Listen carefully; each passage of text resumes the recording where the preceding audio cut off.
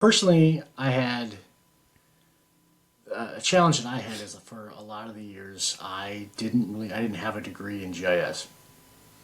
Um, I started I started working at my local county government when I was doing my associate's degree, and I had a buddy who was elected auditor, and he gave me a summer job. That's how it started, and I was filing deeds, and then after a week he was like, "Hey, do you want a permanent job? We have an opening." Like, sure. I don't know what I'm doing with my life. I'll do this for a while. And then after about a month there, it's like, hey, you're not 80 years old looking to retire. Do you want to learn GIS? Sure.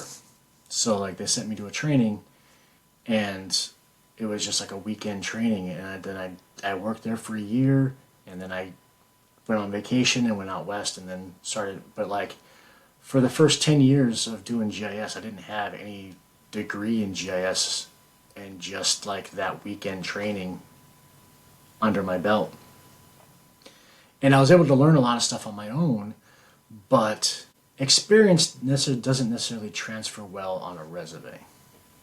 So not having a degree kind of held me back. And then there's also some cases where not having a degree meant I couldn't work on certain projects because the government entity that was funding that project required a person with that degree. So, I'm working doing the archaeology stuff, and I'm the only one that did not have a bachelor's degree, but I had the most experience in GIS, and I couldn't work on these projects because I didn't have that bachelor degree. That kind of held me back. But now there's so many programs now to get like a GIS certificate.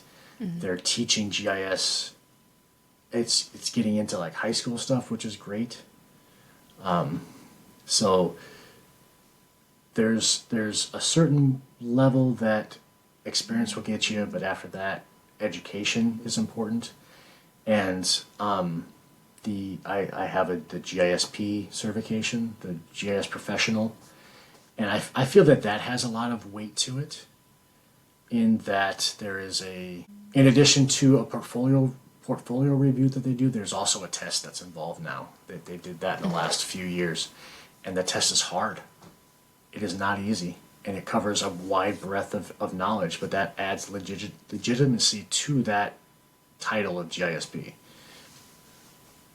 So like, being taken seriously seemed to be for like my talents or whatever, not talent, but like my experience and my knowledge in GIS without having a degree, it was harder to find a job, basically. So that was kind of a holdback, but GIS in the past, the pandemic did so much for GIS, really. Sadly, as sad as it is, with the amount of tracking that was being done of cases across the country. I know indoor GIS kind of really took off during the pandemic to kind of make sure social distancing was being maintained. So there's a lot of interesting stuff that's coming out now, but challenges that are happening now. I feel like it's opening up more. I think we need more people that are looking at GIS to do different things, though. Kind of going back what I was talking about with different viewpoints, different perspectives, different cultures. More of that. Use GIS for mapping your cultural history, or use it for things that it wasn't meant to be used for, kind of. Because that's the only way that we're going to grow as an industry or as a collective, is push those boundaries.